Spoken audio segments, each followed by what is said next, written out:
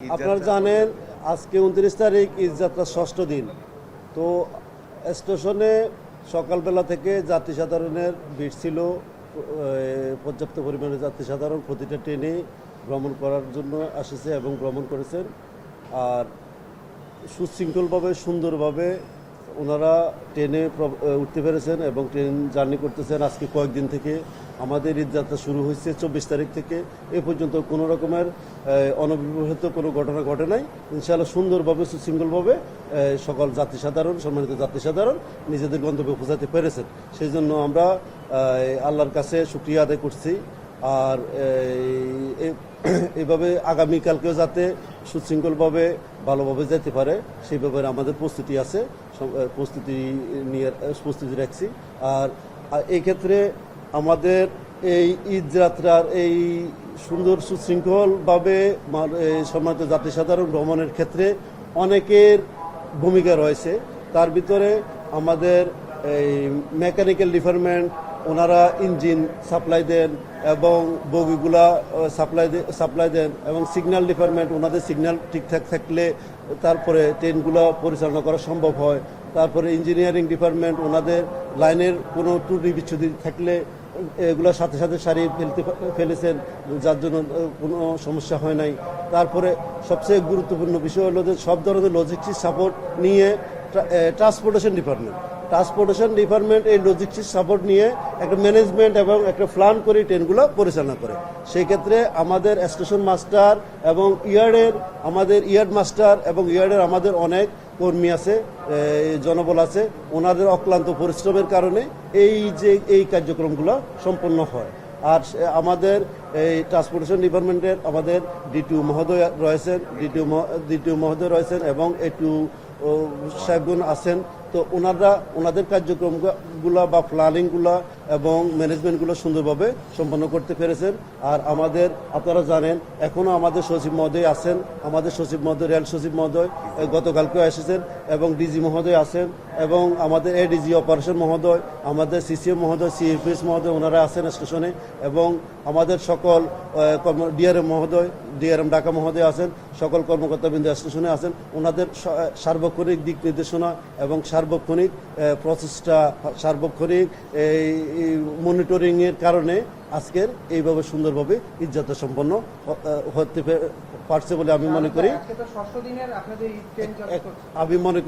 আর এই ক্ষেত্রে আমাদের এই যে আপনারা দেখতেছেন আমাদের স্টেশন মাস্টার আনোয়ার সাহেবকে আমি এতদিন আপনারা আলাদাভাবে কেউ হয়তো প্রেস ব্রিফিংয়ে নিছেন, কিন্তু আজকে আমি সবার সাথে পরিচয় করে দিতে চাই যে উনি এই স্টেশনে ওনার অবদান অনেক।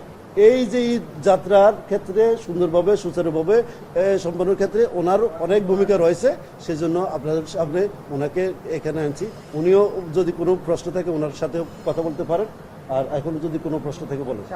ষষ্ঠ দিনের যে ঈদযাত্রা চলছে, এখন পর্যন্ত যতগুলো ট্রেন আছে এর মধ্যে কোনো ট্রেন বিলম্ব হয়েছে কিনা এবং এখন পর্যন্ত কত যাত্রী আপনারা বহন করতে পারবেন? আমাদের উল্লেখযোগ্য কোনো বিলম্ব হয় নাই। একটা ট্রেন আপনারা জানেন যে একদিন ধূমকেতু এক্সপ্রেস ট্রেনটা 35 মিনিট ট্রেনে বিলম্ব গেছিল। আর কোনো উল্লেখযোগ্য ট্রেন বিলম্ব হয় নাই, প্রতিদিনই আমাদের ট্রেনগুলো সঠিক সময় স্টেশন ছেড়ে যাচ্ছে। আর আমরা প্রতিদিন আন্তনগর, মেল এক্সপ্রেস, কমিউটার এবং স্পেশাল ট্রেন এবং 25% স্ট্যান্ডিং টিকিট সহ আমরা 60 থেকে 70,000 প্যাসেঞ্জার পরিবহন করতেছি।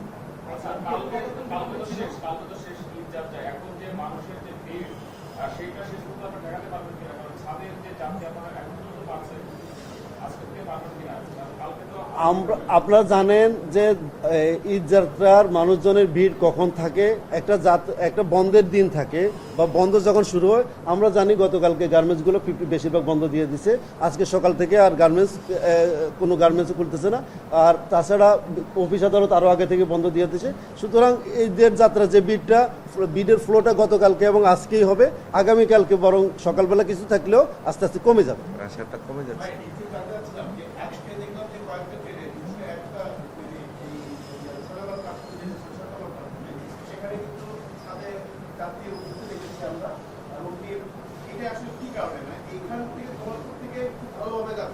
এয়ারপোর্টে গিয়ে বিমানবন্দর বা খালেদপুরে গেলে সেখানে আপনার যাত্রী হচ্ছে ছাদে উঠে যায়, বিশেষ করে সরকার পরে এটা এই প্রবলেমটা বেশি দেখা যায়।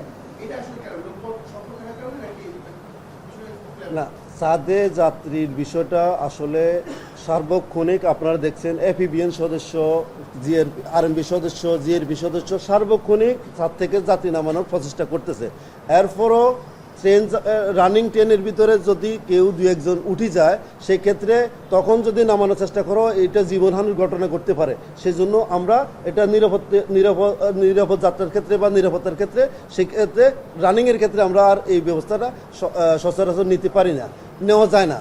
আর এয়ারপোর্ট এবং সামনের যে স্টেশনগুলোতে যেটা বলতেছেন সেক্ষেত্রে সেই সব স্টেশনগুলোতে আমাদের ঢাকা স্টেশনে যতটুকু আরএমবি, পুলিশ, জিআরপি আছে অত হিউজ পরিমাণে হয়তো নাই, যার জন্য কিছুটা কোথাও সামান্য হয়তো লিকেজ থাকলে সেখান থেকে প্রবেশ করে ফেলে।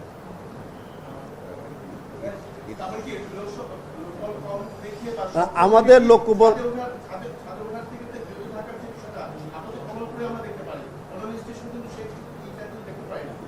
অন্যান্য স্টেশনের লোকবল কম না, আসলে সাধারণত যে সময় সাধারণ সময়ে যে লোকবল থাকে ঈদের সময় তার থেকে বেশি লোকবল রাখা হয়, কিন্তু এরপরে ঈদের সময় যাত্রীর যে ফ্লোটা থাকে সেই ফ্লোর ক্ষেত্রে আমাদের লোকবল হয়তো সবসময় কাজ কমপ্লিট করে উঠতে পারে না। সাধারণত এখন পর্যন্ত তো জাল টিকিট বা মানে পেয়েছেন কিনা, কাউকে আটক বা এই ধরনের কোনো তথ্য আপনাদের কাছে আছে কিনা? হ্যাঁ, ভুয়া টিকিট, ফ্রড টিকিট বেশ কয়েকজনকে আটক করা হয়েছে এবং আপনারা আমাদের মেইন গেটে দেখছেন আমাদের এই একজন যুগ্ম সচিব মহোদয় উনি সেখানে ফ্রড টিকিট জরিমানা করছেন এবং স্টেশন থেকে বের করে দিচ্ছেন, বেশ কয়েকজনকে জরিমানা করছেন। ফ্রড টিকিটের বিষয়টা আসলে এটা টিকিট বলা যাবে না, এটা হলো কম্পিউটারে এডিট করি একটা টিকিটকে প্রিন্ট করি, কম্পিউটারে এডিট করি যে টিকিটটা দিচ্ছে। একজন যাত্রী কতটুকু অসচেতন হলে এই টিকিটটা কিনতে পারে টাকা দিয়ে? এটা একটা কাগজ, এটা টিকিট না, এটা কোনোভাবে টিকিট বলার কোনো সুযোগ নাই, এটা ফ্রড একটা কাগজ নিয়ে চলে আসতেছে একজন মানুষ। আপনি প্রথম থেকে আমি এবং আমার রেলওয়ের কর্মকর্তাবৃন্দ এবং আমাদের রেলওয়ের ওয়েবসাইটে এবং আমরা আপনাদের মাধ্যমে ফ্রেশ ব্রিফিংয়ের মাধ্যমে, ফ্রেশ নোটের মাধ্যমে বিভিন্নভাবে সচেতন করার চেষ্টা করেছি যে আপনারা রেলওয়ে ওয়েবসাইট ছাড়া এবং রেল সেবা অ্যাপ ছাড়া টিকিট ক্রয় করবেন না এবং আপনারা অন্যের আইডিতে ভ্রমণ করবেন না, টিকিট যার ভ্রমণ তার। এই সচেতনতা আমরা বারবার করতেছি। এরপরও যদি কেউ এই টিকিটগুলো সংগ্রহ করে তাহলে তো এটা আসলে নিজ দায়িত্বে করতেছেন এবং এইটা প্রতারিত হবেন, এটাই স্বাভাবিক। Ticket print not mandatory. আজকে সারাদিনে আপনার 43টা আন্তনগর, 27টা মেল এক্সপ্রেস কমিউটার এবং স্পেশাল ট্রেন সহ টোটাল 70টা ট্রেন যাবে।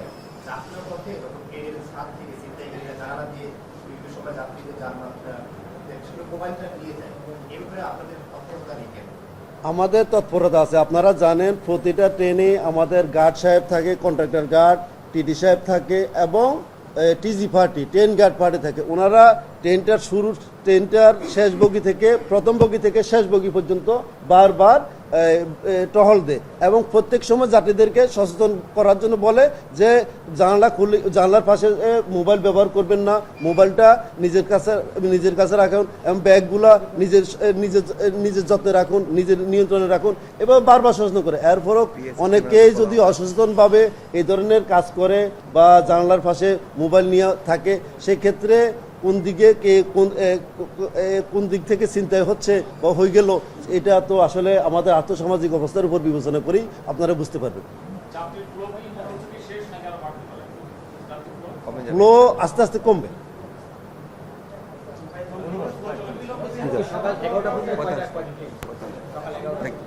কিছু বলবেন? না না, আপনারা মাস্টার সাহেবকে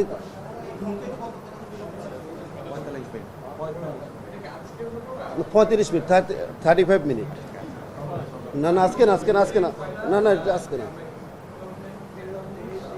43 আন্তনগর 43 দুটো স্পেশাল ঢাকা থেকে ছেড়ে যায়, ঢাকা থেকে দেওয়ানগঞ্জ বাজার অভিমুখী, আরেকটা হচ্ছে 28 তারিখ ধূমকেতু 35 মিনিট লেট গেছিল। পঞ্চগড় অভিমুখী। আজকে না, আজকে সব রাইট টাইম। আজকে স্পেশাল ট্রেন তো আমাদের ঢাকা বেল থেকে হচ্ছে দুইটা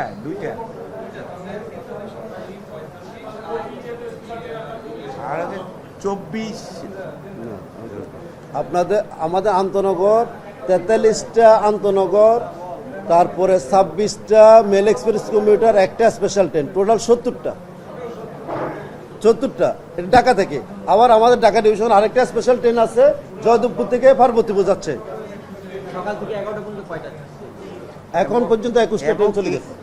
এখন এখন পর্যন্ত 21টা ট্রেন 70টা ট্রেন আপনার মানে requested to calculated up and down, 70টা ওয়ান ওয়ে। সাদত ভাই, অতীতে রেল ব্যবস্থা বলে আমরা কমলাপুরে আসলাম, বদরপুরে অবস্থা দেখলাম। এবার হচ্ছে আমরা একটা ভিন্ন ধর্ম বা ভিন্ন একটা পরিবেশে যেটা উন্নতি হয়েছে যাত্রীরা করতেছে, এটাতে আপনার একটা বিষয় তো কি অতীতে কেন হয় না, এখন কেন পাচ্ছে?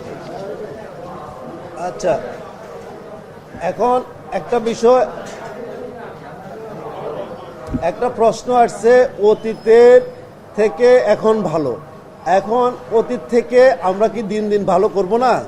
ভালো করাটা তো আমরা চাই, তাই না?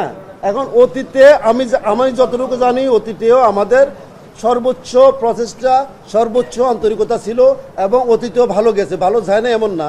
কিন্তু কোনো সময় হয়তো দুই একটা সময় কোনো একটা ট্রেন লেট গেছে বা কোনো একটা জাতি সাধারণ কোনো একটা সময় একটা হইচই সৃষ্টি হয়েছে, এবার হয়তো সেটা হয় নাই।